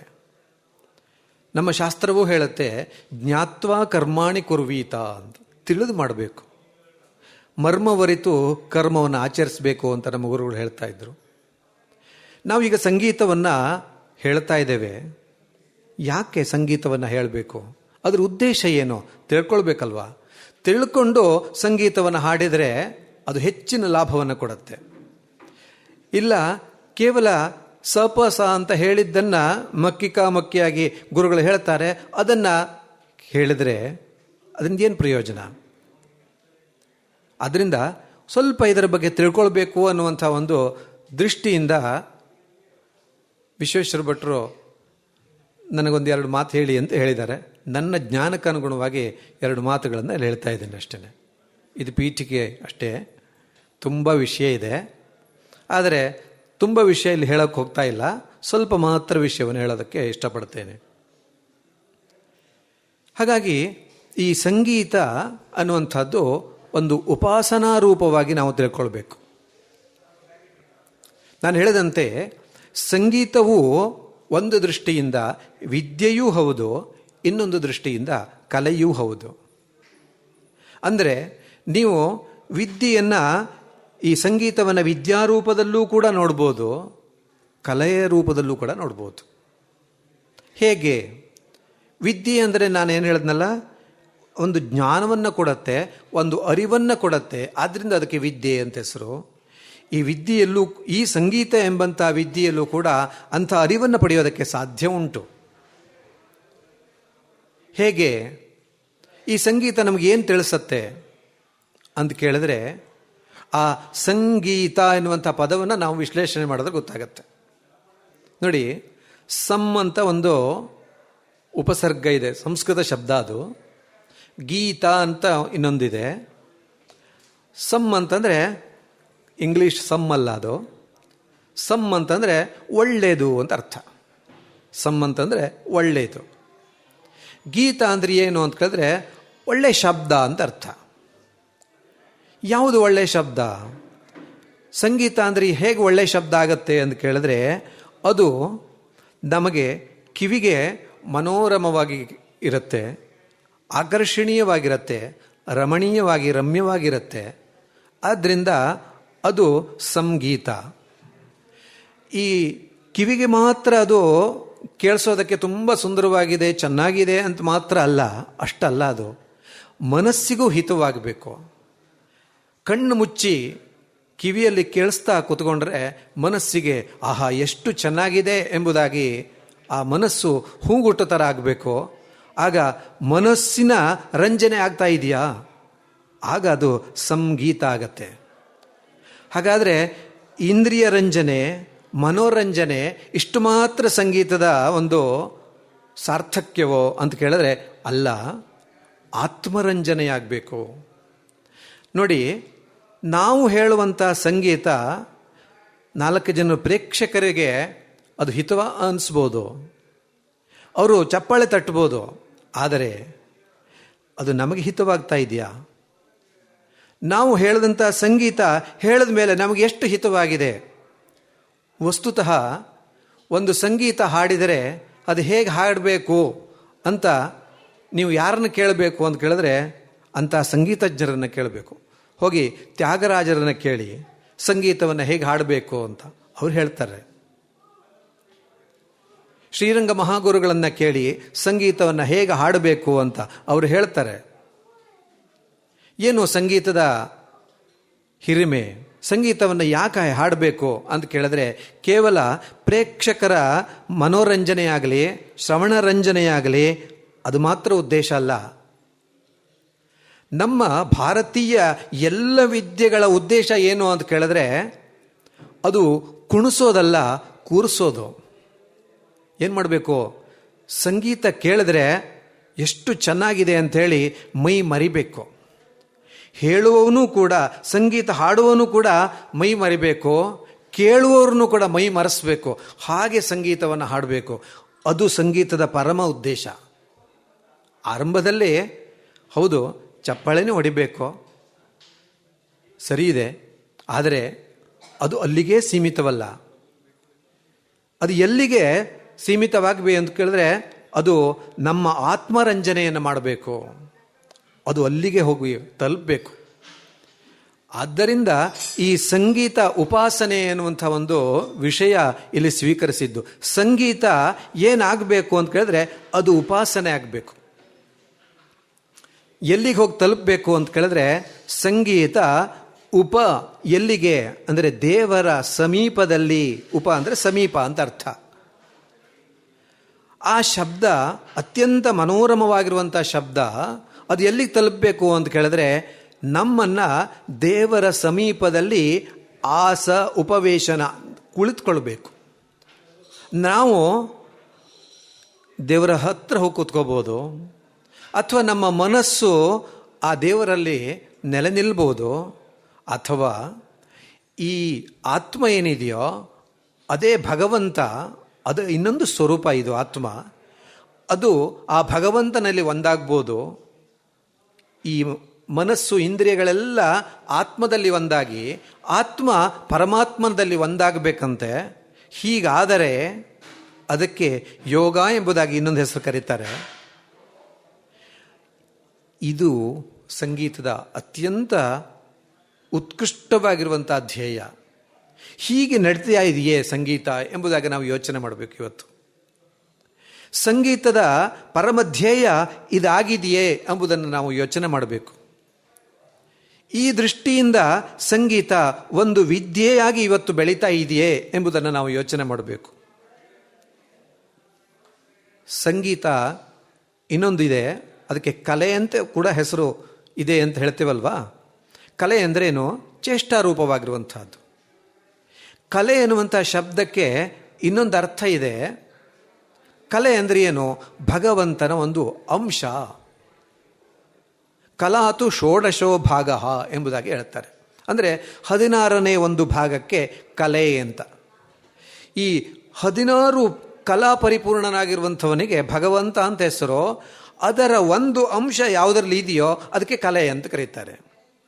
ಅಂದರೆ ಭಗವಂತನನ್ನು ನಮ್ಮ ಮನಸ್ಸು ಭಗವಂತನ ಕಡೆಗೆ ಅದು ಕರ್ಕೊಂಡು ಹೋಗತ್ತಲ್ವಾ, ಆದ್ದರಿಂದ ಇದು ಕಲೆ. ನೋಡಿ, ನಾವು ಒಂದು ಬೀಜವನ್ನು ನೆಡ್ತೇವೆ. ಯಾಕೆ ನಾವು ಬೀಜವನ್ನು ನೆಡಬೇಕು ಅಂತ ಕೇಳಿದ್ರೆ ಮತ್ತೆ ಅದು ಬೀಜದಲ್ಲಿ ತಮ್ಮನ್ನು ತಗೊಂಡೋಗಿ ನಿಲ್ಲಿಸಬೇಕು. ಅದಕ್ಕೋಸ್ಕರ ನಾವು ಬೀಜವನ್ನು ನೆಡೋದಲ್ವಾ. ಅಥವಾ ಒಂದು ಮೊಳಕೆ ಬರಲಿ ಅಂತ ಬೀಜ ನೆಡುತ್ತೇವೋ? ಇಲ್ಲ ಅಲ್ವಾ. ಒಂದು ಕಾಂಡವಾಗಲಿ ಅಂತ ಬೀಜ ನೆಡುತ್ತೇವೋ? ಇಲ್ಲ. ಅದು ಪುಷ್ಪವಾಗಬೇಕು, ಫಲವಾಗಬೇಕು, ಹಣ್ಣಾಗಬೇಕು, ಮತ್ತೆ ಅದು ಬೀಜವಾಗಬೇಕು. ಆ ಬೀಜ 10 ಮತ್ತೆ ಬೀಜವಾಗಿ ಗಿಡವಾಗಿ ಈ ಸೃಷ್ಟಿಯನ್ನೆಲ್ಲ ಅದು ಪಸರಿಸಬೇಕು ಅನ್ನುವಂಥ ಉದ್ದೇಶದಿಂದ ಒಬ್ಬ ಕೃಷಿಕನಾದವನು ಒಂದು ಬೀಜವನ್ನು ನೆಡ್ತಾನಲ್ವಾ. ಹಾಗೆಯೇ ಈ ಕಲೆ ಅನ್ನುವಂಥದ್ದು ಭಗವಂತನ ಒಂದು ಅಂಶ ರೂಪವಾಗಿರುವಂಥದ್ದು. ಹೇಗೆ ಬೀಜದ ಅಂಶ ಎಲ್ಲ ಗಿಡದಲ್ಲೂ ಕೂಡ ಇರುತ್ತೋ, ಒಂದು ಮಾವಿನ ಬೀಜದಲ್ಲಿ ಇರುವಂತಹ ಮಾವಿನ ತನ ಹೇಗೆ ಎಲ್ಲ ಗಿಡದಲ್ಲಿ, ಅದರ ಮರದಲ್ಲಿ, ಪುಷ್ಪದಲ್ಲಿ, ಫಲದಲ್ಲಿ ಎಲ್ಲದರಲ್ಲೂ ಕಾಣಿಸುತ್ತೋ, ಹಾಗೆಯೇ ಆ ಭಗವಂತನಿಂದ ವಿಕಾಸವಾಗಿರುವಂಥ ಈ ವಿದ್ಯೆ ಕಲೆಗಳಲ್ಲಿ ಅವರ ಅಂಶ ಎಲ್ಲ ಕಡೆಗೂ ತೋರುತ್ತೆ. ನಾವು ಎಲ್ಲಿ ಅದನ್ನು ಮುಟ್ಟಿದರೂ ಆ ಭಗವಂತ ನಮಗೆ ಕಾಣಿಸ್ಬೇಕು. ನೋಡಿ, ಮಾವು ಅಂತ ನೀವು ಎಲ್ಲಿ ಚಿಮಟಿದ್ರು ನಿಮಗೆ ಮಾವು ಗೊತ್ತಾಗತ್ತೆ ಅಲ್ವಾ. ಮಾವಿನ ಹೂವು ಚಿಮಿಟಿ ನೋಡಿ ಮಾವು ಅಂತ ಗೊತ್ತಾಗತ್ತೆ. ಮಾವಿನ ತೊಗಟೆಯನ್ನು ತೆಗೆದು ನೋಡಿ ಇದು ಮಾವು ಅಂತ ಗೊತ್ತಾಗತ್ತೆ. ಮಾವಿನ ಹಣ್ಣು ನೋಡಿ ಮಾವು ಇದೆ ಅಲ್ಲಿ. ಮಾವಿನ ಬೀಜ ಕೊನೆಗಿದೆ, ಅಲ್ಲೆಲ್ಲ ಮಾವು ಇದೆ. ಯಾಕೆ ಅಂದರೆ ಆ ಮಾವು ಬೀಜದಿಂದ ಆರಂಭಿಸಿ ಎಲ್ಲ ಕಡೆಗೂ ತನ್ನ ತನವನ್ನು ಇಟ್ಟುಕೊಂಡಿದೆ, ಆದ್ದರಿಂದ ಅದು ಮಾವಾಗಿದೆ ನೋಡಿ. ಹಾಗೆಯೇ ಭಗವಂತನಿಂದ ವಿಸ್ತಾರವಾಗಿರುವಂಥ ಎಲ್ಲ ವಿದ್ಯೆ ಕಲೆಗಳಲ್ಲೂ ಆ ಭಗವಂತನ ಅಂಶ ಇದ್ದೇ ಇದೆ. ಆದರೆ ನಾವು ಅದನ್ನು ತಿಳಿಬೇಕು. ಯಾರು ತಾನೇ ತಿಳಿಯೋಕ್ಕೆ ಸಾಧ್ಯ ಅಂತ ಕೇಳಿದ್ರೆ ಒಬ್ಬ ಸಂಗೀತಜ್ಞ ತಿಳಿಯೋಕ್ಕೆ ಸಾಧ್ಯ. ಹೇಗೆ ಬೀಜದಿಂದ ಕೊನೆಗೆ ಬೀಜದವರೆಗೆ ನೋಡಿದಂತಹ ಒಬ್ಬ ಕೃಷಿಕ ಇದು ಎಲ್ಲವೂ ಕೂಡ ಮಾವು ಅಂತ ಗುರುತಿಸಬಲ್ಲನೋ, ಹಾಗೆ ಒಬ್ಬ ಸಂಗೀತಜ್ಞ, ಯಾರು ಸಂಗೀತಜ್ಞ ಅಂತ ಕೇಳಿದ್ರೆ ಒಂದು ವಾಕ್ಯ ಬರುತ್ತೆ, ವೀಣಾವಾದನ ತತ್ವಜ್ಞ ಶ್ರುತಿ ಜಾತಿ ವಿಶಾರದ ತಾಲಜ್ಞಶ್ಚ ಅಪ್ರಯಾಸೇನ ಮೋಕ್ಷ ಮಾರ್ಗಂ ಸ ಗಚ್ಚತಿ ಎಂಬುದಾಗಿ. ಒಬ್ಬ ವೀಣಾವಾದನ ತತ್ವಜ್ಞನಾದವನು ಮೋಕ್ಷವನ್ನು ಪಡಿಬಹುದು. ಒಬ್ಬ ತಾಲವನ್ನು ಸರಿಯಾಗಿ ತಿಳಿದವನು ಮೋಕ್ಷವನ್ನು ಪಡಿಬಹುದು. ಶ್ರುತಿ ಜಾತಿಯನ್ನ ಅಂದರೆ ಅನೇಕ ಶ್ರುತಿಗಳಿರುತ್ತಲ್ಲ, ಅದೆಲ್ಲವನ್ನ ತಿಳಿದಂಥ ಒಬ್ಬ ಸಂಗೀತಜ್ಞ ಮೋಕ್ಷವನ್ನು ಪಡಿಬಹುದು. ಅಂತಹ ಸಂಗೀತಜ್ಞ ಈ ಕಲೆಯನ್ನ ಬೆಲೆಯರಿತು ಅದನ್ನು ಉಪಾಸನೆ ಮಾಡಿದರೆ ಆ ಕಲೆಯ ಮೂಲನಾಗಿರುವಂತಹ ಭಗವಂತನ ಕಡೆಗೆ ನಾವು ಸೇರ್ಬೋದಲ್ವಾ. ಹಾಗಾಗಿ ಈ ಸಂಗೀತವು ಒಂದು ಕಲೆಯಾಗಿದೆ. ಹೇಗೆ ಅಂತ ಕೇಳಿದ್ರೆ, ಸಂಗೀತ ಅದು ಉಪಾಸನೆಯಾಗಬೇಕು. ಆ ಸಂಗೀತದ ಮೂಲ ಯಾವುದು ಅಂತ ಕೇಳಿದ್ರೆ ಅದು ನಾದ. ಆ ನಾದದಲ್ಲಿ ತಮ್ಮನ್ನು ನಿಲ್ಲಿಸಬೇಕು. ಆ ನಾದ ಸಮರ್ಪಣೆ ಆಗ ಆದಂತಾಗತ್ತೆ. ಹಾಗೆ ನಾದ ಸಮರ್ಪಣೆ ಆದರೆ ಈ ನಾದ ಭಾರತಿ ಎನ್ನುವಂತಹ ಪಾಠಶಾಲೆಯ ಒಂದು ಉದ್ದೇಶ ಈಡೇರುತ್ತೆ. ಹಾಗಾಗಿ ಅಂಥ ಒಂದು ಉದ್ದೇಶ ಈಡೇರಬೇಕು ಅನ್ನುವಂಥ ದೃಷ್ಟಿಯಿಂದ ಈ ಪಾಠಶಾಲೆ ಆರಂಭ ಮಾಡಿದ್ದು ಅಂತ ನಾನು ಅಂದ್ಕೊಂಡಿದ್ದೇನೆ. ನಿಜವಾಗ್ಲೂ ಹೌದು, ಅದು ಅವರಿಗೆ ಅಂಥ ಒಂದು ಉದ್ದೇಶ ಇದೆ. ಈ ಸಂಗೀತ ಅನ್ನುವಂಥದ್ದು ಕೇವಲ ಮನೋರಂಜನೆ ಆಗಬಾರ್ದು. ಅದು ಸಂಗೀತ ಉಪಾಸನಾ ರೂಪದಲ್ಲಿ ಇರಬೇಕು. ಸಂಗೀತವು ಅವನನ್ನು ಮೊಟ್ಟ ಮೊದಲನಾಗಿ ರಂಜಿಸಬೇಕು.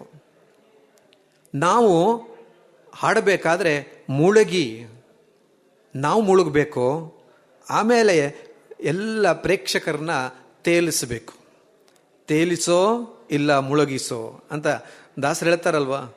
ಹೇಗೆ ನಾವು ಸಂಗೀತದಲ್ಲಿ ಮುಳುಗಿದರೆ ಪ್ರೇಕ್ಷಕರನ್ನ ಆ ಸಂಗೀತದಲ್ಲಿ ತೇಲಿಸ್ಬೋದು. ಹಾಗಾದರೆ ಅದು ಸಂಗೀತ ಉಪಾಸನೆ ಆಗತ್ತೆ. ಅದಿಲ್ಲ ಅಂತಂದರೆ ಚಪ್ಪಾಳೆ ಹೊಡೆದು ಎದ್ದೋಗ್ಬೋದಷ್ಟೇ. ಈ ರೀತಿಯಲ್ಲಿ ಸಂಗೀತ ಉಪಾಸನೆ ಆಗಬೇಕು ಅನ್ನುವಂಥ ದೃಷ್ಟಿಯಿಂದ ನಾವೆಲ್ಲರೂ ಈ ಸಂಗೀತವನ್ನು ಕಲಿಬೇಕು. ಸಂಗೀತ ಅನ್ನುವಂಥದ್ದು ಅದೊಂದು ವಿದ್ಯೆಯೂ ಹೌದು, ಕಲೆಯೂ ಹೌದು. ಆದ್ದರಿಂದ ಹೇಗೆ ಕಲೆಯಾಗಿದೆ ಅಂತ ಕೇಳಿದ್ರೆ, ಇಲ್ಲಿ ಅನೇಕ ಚೇಷ್ಟೆ ಇದೆ. ಹಾಡ್ತೇವೆ ಅಲ್ವ, ಅದೊಂದು ಚೇಷ್ಟೆ ಅಲ್ವಾ. ತಬಲವೋ ಮೃದಂಗವೋ ಬಾರಿಸ್ತೇವಲ್ವಾ, ಅದು ಚೇಷ್ಟೆ ಅಲ್ವಾ. ಇನ್ನು ಅನೇಕ ವಾದ್ಯಗಳನ್ನು ನುಡಿಸ್ತೇವಲ್ವಾ, ಅದು ಚೇಷ್ಟೆ ಅಲ್ವಾ. ಆದರೆ ಇದರ ಪರಮ ಗುರಿ ಯಾವುದು ಅಂತ ಕೇಳಿದ್ರೆ, ಆ ಕಲಾಮೂಲನಾಗಿರುವಂಥ ಭಗವಂತನನ್ನು ಆರಾಧನೆ ಮಾಡುವುದೇ ಇದರ ಒಂದು ಮುಖ್ಯ ಉದ್ದೇಶ ಆಗಿದೆ. ಹಾಗಾಗಿ ಇದು ಸಂಗೀತ ಉಪಾಸನೆಯಾಗಬೇಕು. ನೋಡಿ, ಈ ಸಂಗೀತ ಎಂಬಂಥ ಈ ಒಂದು ಕಾರ್ಯಕ್ರಮ ಎಲ್ಲಿ ನಡೀತಾ ಇದೆ? ಎಲ್ಲೋ ಕಲ್ಯಾಣ ಮಂಟಪದಲ್ಲೋ ಅಥವಾ ಯಾವುದೋ ಒಂದು ಸಭಾ ಮಂಟಪದಲ್ಲೋ ನಡೀತಾ ಇಲ್ಲ. ಎಲ್ಲಿ ನಡೀತಾ ಇದೆ? ಆ ಭಗವತಿಯ ಸಾನ್ನಿಧ್ಯದಲ್ಲಿ ನಡೀತಾ ಇದೆ. ನಿಜವಾಗಿ ನಡಿಬೇಕಾದ್ದು, ಉಪಾಸನೆ ನಡಿಬೇಕಾದ್ದು ಅಲ್ಲೇ ತಾನೆ. ಆ ಭಗವತಿಯ ಸನ್ನಿಧಿಯಲ್ಲಿ ತಾನೇ ಉಪಾಸನೆ ನಡಿಬೇಕಾದದ್ದು. ಯಾಕೆ ಅಂದರೆ ಅವಳೇ ಭಾರತೀ ದೇವಿ. ಆ ಭಗವತಿ ತಾನೇ ಈ ಶಬ್ದ ಪ್ರಪಂಚಕ್ಕೆಲ್ಲ ಅಧಿದೇವತೆ. ಅವಳ ಸನ್ನಿಧಿಯಲ್ಲಿ ತಾನೇ ಅದು ಉಪಾಸನೆ ಆಗಬೇಕು. ಹಾಗಾಗಿ ವಿಶ್ವೇಶ್ವರ ಭಟ್ರು ಇವತ್ತು ಈ ಕಚೇರಿ ಎಲ್ಲಾಗಬೇಕಾಗಿದೆ, ಸಂಗೀತ ಉಪಾಸನೆ ಎಲ್ಲಾಗಬೇಕಾಗಿದೆ ಅಂತ ಕೇಳಿದ್ರೆ ಅಮ್ಮನ ಬಳಿಯಲ್ಲೇ ಆಗಬೇಕು. ಯಾಕೆ? ಅಮ್ಮ ತಾನೇ ಮೊದಲ ಗುರು. ಅವಳು ಕೊಟ್ಟರೆ ತಾನೇ ನಮಗೆ ವಿದ್ಯೆ ಬರುತ್ತೆ. ಅವಳ ಅನುಗ್ರಹ ಇದ್ದರೆ ತಾನೇ ನಮಗೆ ಕಲೆ ಒಲಿಯುತ್ತೆ. ಅದಿಲ್ಲ ಅಂತಂದ್ರೆ ನಮಗೆ ನಾವೇನು? ಹಾಗಾಗಿ ನಾವು ಎಷ್ಟೇ ಕಲಿತರೂ ಅದೆಲ್ಲವೂ ಆ ಭಗವತಿಗೆ ಸಮರ್ಪಣೆ ಆಗಬೇಕು, ಆ ಭಗವಂತನಿಗೆ ಸಮರ್ಪಣೆ ಆಗಬೇಕು. ಆ ರೀತಿಯಲ್ಲಿ ನಮ್ಮ ವಿದ್ಯೆ ಕಲೆಗಳೆಲ್ಲ ಬೆಳಿಬೇಕು. ಆ ದೃಷ್ಟಿಯಲ್ಲಿ ಬೆಳೆದರೆ ಮಾತ್ರ ಅದು ಸಂಗೀತವಾಗತ್ತೆ. ಇಲ್ಲ ಅಂದರೆ ಅದು ಸಂಗೀತವಾಗೋದಿಲ್ಲ. ಇವತ್ತು ನಾವು ಅನೇಕ ಸಂಗೀತದ ಹೆಸರಿನಲ್ಲಿ ಕೇಳ್ತಾ ಇದ್ದೇವೆ, ಪಾಶ್ಚಾತ್ಯ ಸಂಗೀತ ಅಂತ. ಪಾಶ್ಚಾತ್ಯ ಸಂಗೀತ ಅದನ್ನು ಸಂಗೀತ ಅಂತ ಹೇಳೋಕ್ಕಾಗತ್ತಾ?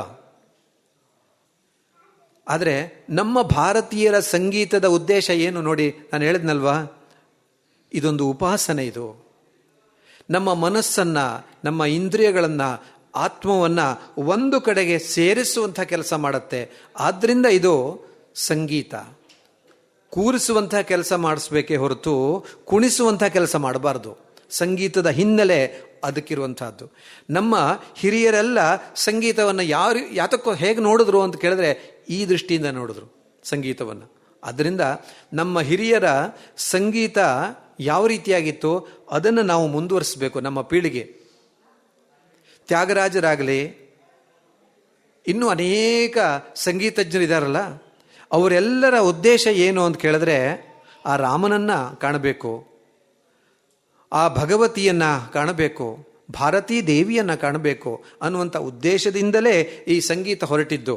ಅದಕ್ಕೋಸ್ಕರವೇ ಸೀಮಿತವಾಗಿರುವಂಥ ಸಂಗೀತ, ಅದನ್ನು ಬಿಟ್ಟು ಬೇರೆ ಏನೂ ಇಲ್ಲ. ನಮ್ಮ ಉದ್ದೇಶ ಬೇರೆ ಏನೂ ಕೂಡ ಆಗಬಾರದು. ಸಂಗೀತದ ಉದ್ದೇಶ ಏನು, ಯಾಕೆ ಇದನ್ನು ಮತ್ತೆ ಮತ್ತೆ ಹೇಳ್ತಾ ಇದ್ದೇನೆ ಅಂತ ಕೇಳಿದ್ರೆ, ಇವತ್ತು ಸಂಗೀತ ಅನ್ನುವಂಥದ್ದು ಎಲ್ಲೆಲ್ಲೋ ಸಾಗ್ತಾ ಇದೆ. ಯಾವುದೋ ಕೀರ್ತಿಗೋ, ಯಾವುದೋ ಪೂಜೆಗೋ, ಇನ್ಯಾವುದಕ್ಕೋ ಈ ಸಂಗೀತ ಮೀಸಲಾಗ್ತಾ ಇದೆ.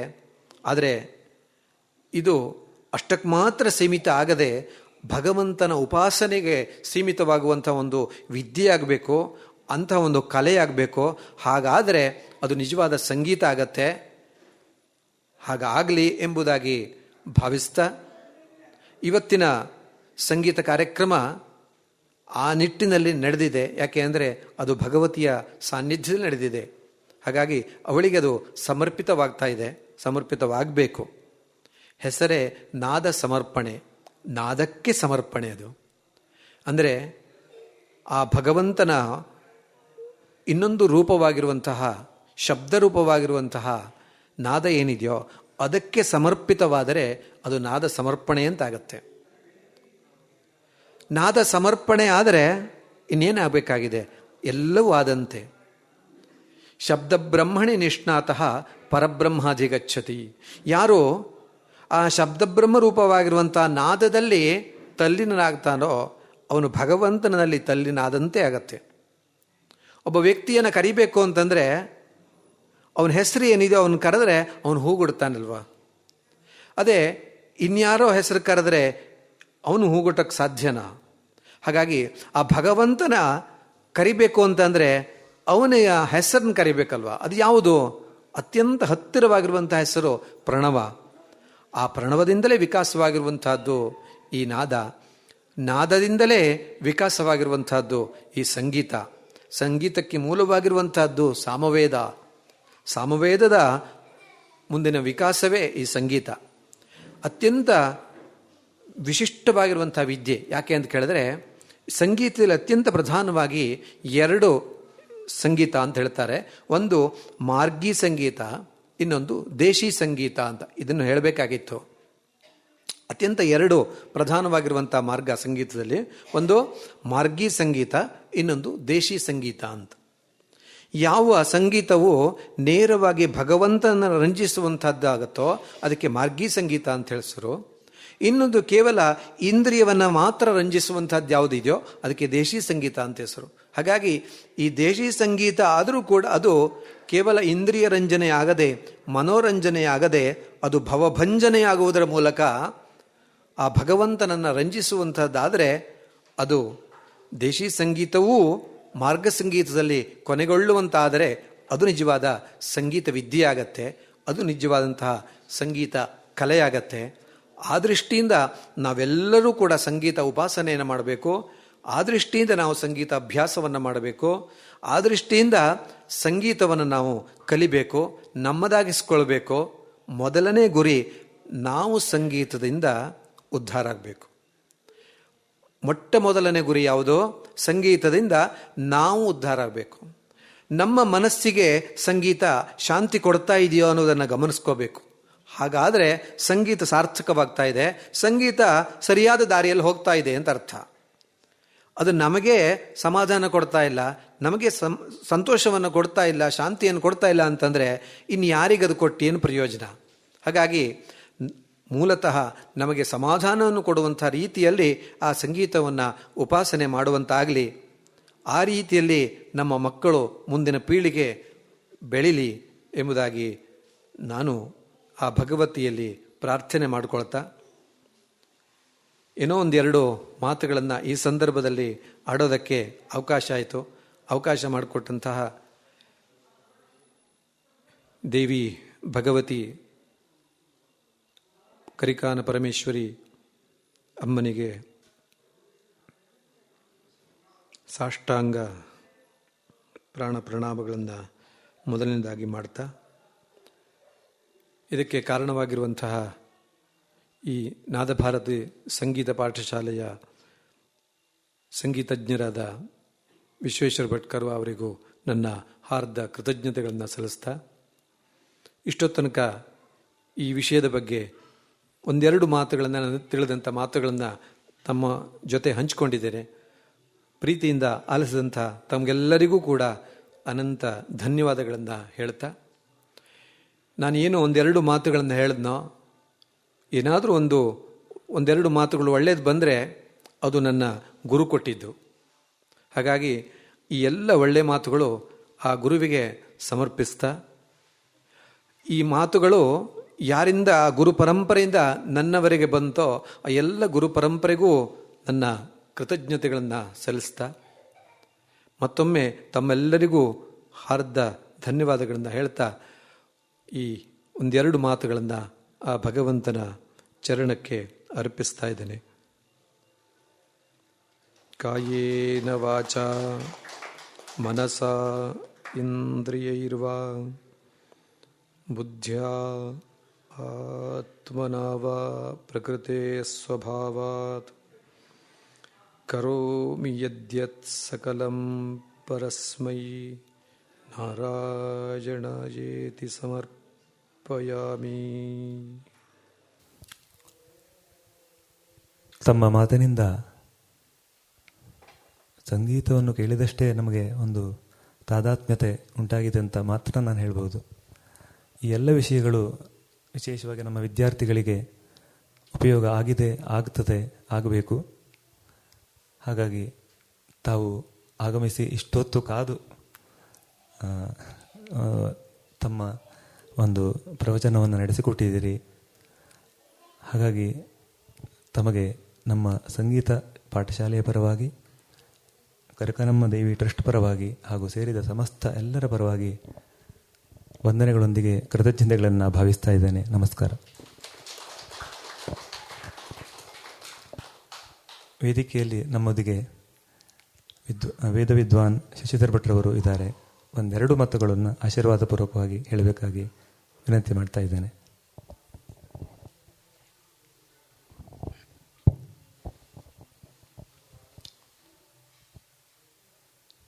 ವಾಗರ್ಥಾವಿವ ಸಂಪೃಕ್ತೌ ವಾಗರ್ಥಃ ಪ್ರತಿಪತ್ತಯೇ ಜಗತಃ ಪಿತರೌ ವಂದೇ ಪಾರ್ವತೀ ಪರಮೇಶ್ವರವು. ಆ ತಾಯಿಯ ಸಾನ್ನಿಧ್ಯವನ್ನು ಮನಸ್ಸಾ ವಂದಿಸುತ್ತಾ, ಶಂಭುಲಿಂಗೇಶ್ವರನ ಪದತಲಕ್ಕೂ ಕೂಡ ಭಕ್ತಿಯಿಂದ ನಮಸ್ಕರಿಸುತ್ತಾ, ನಾದ ಸಮರ್ಪಣ ಎಂಬಂತಹ ನಾದಾರಾಧನೆ ಮತ್ತು ನಾದ ಸಮರ್ಪಣೆ ನಾದಭಾರತಿ ಪಾಠಶಾಲೆ ಮತ್ತು ಕರಿಕಾನಮ್ಮ ದೇವಳದ ಸಮಿತಿಯ ಆಶ್ರಯದಲ್ಲಿ ನಡೆಯುತ್ತಿರುವಂತಹ ನಾದಾರಾಧನೆ. ವಿಶ್ವೇಶ್ವರ ಭಟ್ಟವರು ಪ್ರಸ್ತಾವನೆಯಲ್ಲಿ ಹೇಳಿದ ಹಾಗೆ ಸಾಮವೇದದ ಆದಂತಹ ಹಿಂದಿನ ಅರ್ಚಕರಾಗಿದ್ದಂತಹ ಸುಬ್ರಹ್ಮಣ್ಯ ಭಟ್ಟವರು ಸಭೆಯಲ್ಲಿದ್ದಾರೆ. ಅವರು ಈ ಒಂದು ಕಾರ್ಯಕ್ರಮಕ್ಕೆ ಶಾರದಾ ಪೂಜೆಯನ್ನು ಮಾಡಿಸಿ ವಿದ್ಯುಕ್ತವಾಗಿ ಆರಂಭ ಮಾಡಿದ್ರು ಅನ್ನುವಂಥ ಮಾತನ್ನು ಹೇಳಿದ್ದೀರಿ. ಹಾಗಾಗಿ ಅವರ ಉಪಸ್ಥಿತಿಯು ಈ ಕಾರ್ಯಕ್ರಮಕ್ಕೊಂದು ಮೆರುಗು ತಂದಿತೆಂಬಂಥ ಭಾವನೆಯನ್ನು ಭಾವಿಸುತ್ತಾ,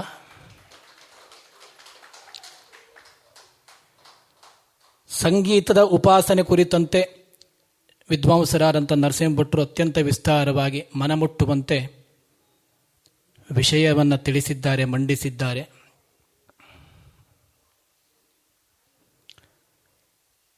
ನಾದ ಮಧೀನತೋ ಜಗತ್ ಎಂಬಂತೆ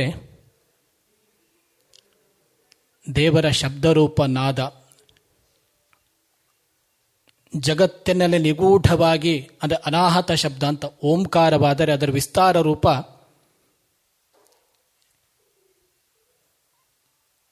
ನಾದದ ರೂಪದಲ್ಲಿ ನಾವು ಆರಾಧನೆ ಮಾಡ್ತಾ ಬರಬೇಕು ಹೇಳುವಂಥ ವಿಷಯವನ್ನು ಅವರು ಹೇಳಿದ್ದಾರೆ.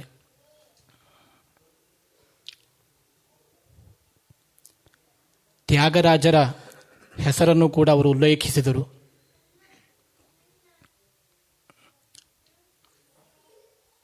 ಭಗವಂತ ಮತ್ತು ಭಕ್ತನ ನಡುವೆ ಒಂದು ಮಾಧುರ್ಯಪೂರ್ಣವಾದಂಥ ಮಾಧ್ಯಮವನ್ನು ನಾದವಾಗಿರಿಸಿಕೊಂಡು ಭಗವಂತನನ್ನು ತಲುಪಿದಂಥ ಮಹಾತ್ಮರು ತ್ಯಾಗರಾಜರು, ಶ್ರೀರಾಮನನ್ನು ಸಾಕ್ಷಾತ್ಕರಿಸಿಕೊಂಡವರು. ಆ ರೀತಿಯಾಗಿ ಸಂಗೀತ ಕೇವಲ ರಂಜಯತೀತಿ ರಾಗ, ಮನರಂಜನೆಗಲ್ಲ, ನಮ್ಮೊಳಗಿನ ಅಂತಃಸತ್ವವನ್ನು ತಲುಪುವುದಕ್ಕೆ ಮತ್ತು ಭಗವದಾರಾಧನೆಗೆ ಸಮರ್ಪಿತವಾಗಬೇಕು. ಆ ಉದ್ದೇಶ ಇಲ್ಲಿ ಈಡೇರುತ್ತೆ ಹೇಳುವಂಥ ಮಾತನ್ನು ಕೂಡ ಅವರು ಹೇಳಿದರು. ವಿಶ್ವೇಶ್ವರ ಭಟ್ಟವರ ಶಿಷ್ಯಂದಿರು ಆ ಭಾವದಲ್ಲಿಯೇ ಕೂಡ ಇವತ್ತೂ ಕೂಡ ಭಕ್ತಿಯಿಂದ ಹಾಡಿ ಆ ತಾಯಿಗೆ ಸಂಗೀತವನ್ನು ಸಮರ್ಪಣೆ ಮಾಡಿದ್ದಾರೆ.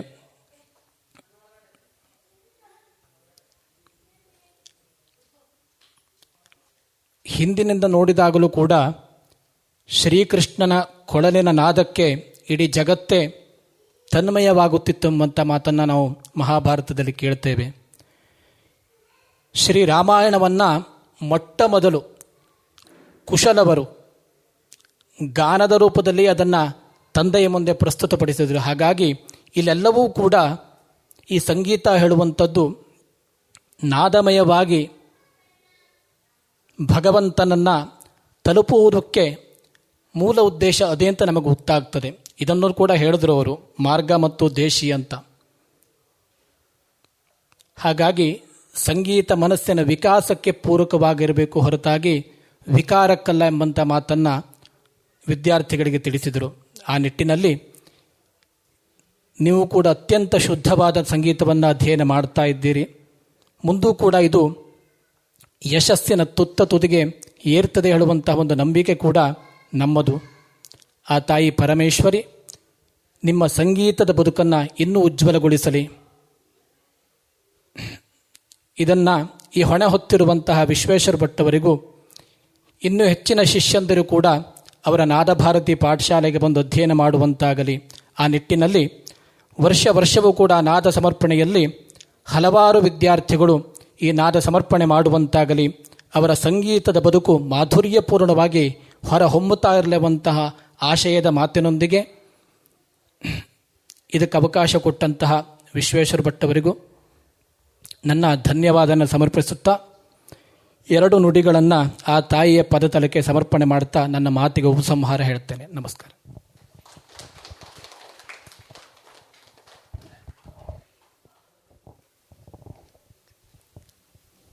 ವೇದಮೂರ್ತಿ ಶಶಿಧರ ಭಟ್ರವರಿಗೆ ತಮ್ಮ ಆತ್ಮೀಯವಾದಂತಹ ಭಗವತಿಯೇ ಆಶೀರ್ವಾದ ಮಾಡಿದಂತಾಯಿತು ನಮಗೆ. ಅಂತಹ ಆಶೀರ್ವಾದ ಪೂರ್ವಕ ನುಡಿಗಳಿಗೆ ನಮನಪೂರ್ವಕ ಕೃತಜ್ಞತೆಗಳು.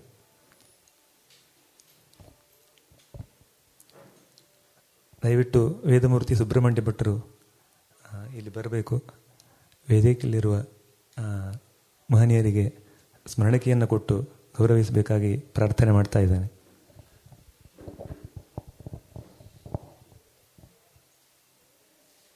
ಅದೇ ರೀತಿಯಾಗಿ ವೇದಮೂರ್ತಿ ಸುಬ್ರಹ್ಮಣ್ಯ ಭಟ್ಟರಿಗೆ ಸ್ವಾಗತಪೂರ್ವಕ ನಮನಗಳು.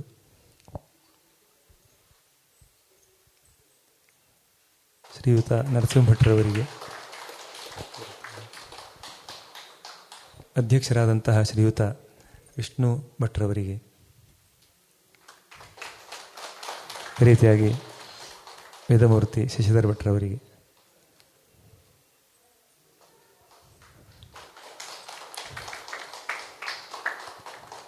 ಸುಬ್ರಹ್ಮಣ್ಯ ಭಟ್ಟರಿಗೆ ನಮಸ್ಕಾರಗಳು, ವಂದನೆಗಳು. ಈಗ ಶ್ರೀ ಕರಿಕಾನಮ್ಮ ದೇವಿ ಟ್ರಸ್ಟ್ ವತಿಯಿಂದ ವಿದ್ವಾನ್ ನರಸಿಂಹ ಭಟ್ರವರಿಗೆ ಗೌರವ ಸಮರ್ಪಣೆ ಮಾಡ್ತಾ ಇದ್ದಾರೆ. ದೇವಸ್ಥಾನದವರು ಮಾಡ್ತಾ ಇದ್ದಾರೆ. ಇಷ್ಟೊತ್ತಿನ ತನಕ ಸಂಗೀತೋಪಾಸನ ವಿಷಯದ ಕುರಿತು ನಮ್ಮೆಲ್ಲರಿಗೆ ತಿಳಿಸಿಕೊಟ್ಟಂತಹ ವಿದ್ವಾನ್ ನರಸಿಂಹಭಟ್ರಿಗೆ, ಉಪಸ್ಥಿತಿಯನ್ನು ಕರುಣಿಸಿ ಶುಭ ಹಾರೈಸಿದಂತಹ ಶಶಿಧರ್ ಭಟ್ರವರಿಗೆ, ಅದೇ ರೀತಿಯಾಗಿ ನಮ್ಮ ಕಾರ್ಯಕ್ರಮದ ಬೆನ್ನೆಲುಬಾಗಿ ನಿಂತಹ ಶ್ರೀಯುತ ವಿಷ್ಣು ಭಟ್ರವರಿಗೆ ನಿಮ್ಮೆಲ್ಲರ ಪರವಾಗಿ ಕೃತಜ್ಞತೆಗಳನ್ನು ಹೇಳ್ತಾ ಈ ಸಭಾ ಕಾರ್ಯಕ್ರಮ ಇಲ್ಲಿಗೆ ಸಂಪನ್ನಗೊಳ್ಳುತ್ತದೆ. ನಂತರದಲ್ಲಿ ಸಂಗೀತ ಕಾರ್ಯಕ್ರಮ ಆಹ್ವಾನಿತ ಕಲಾವಿದರಿಂದ ಮುಂದುವರಿಯುತ್ತದೆ. ಈಗಾಗಲೇ ಸಮಯ ಆಗಿದೆ. ಇಷ್ಟೊತ್ತು ತಾವೆಲ್ಲ ಇಲ್ಲಿ ಕುಳಿತಿದ್ದೀರಿ. ಆವಾಗ ನಾನು ಹೇಳಲಿಲ್ಲ, ತಮ್ಮೆಲ್ಲರಿಗೆ ನಮ್ಮ ಸಂಗೀತ ಶಾಲೆಯ ಪರವಾಗಿ, ಕರಿಕನಮ್ಮ ದೇವಿ ಟ್ರಸ್ಟ್ ಪರವಾಗಿ ಈಗ ನಾನು ಸ್ವಾಗತವನ್ನು ಮಾಡ್ತಾ ಇದ್ದೇನೆ. ಈ ಕಾರ್ಯಕ್ರಮದ ಕೊನೆಯ ತನಕ ಇದ್ದು ಪ್ರೋತ್ಸಾಹಿಸಬೇಕು ಅಂತ ವಿನಂತಿ ಮಾಡ್ತಾ ಇದ್ದೇನೆ. ನಮಸ್ಕಾರ. ಶ್ರೀ ದೇವಸ್ಥಾನದವರು ನಮ್ಮ ಸಂಗೀತ ಪಾಠಶಾಲೆಗೆ ಪ್ರಸಾದವನ್ನು ನೀಡುತ್ತಾ ಇದ್ದಾರೆ. ಎಲ್ಲರ ಪರವಾಗಿ ನಾನು ತಗೊಳ್ತಾ ಇದ್ದೇನೆ.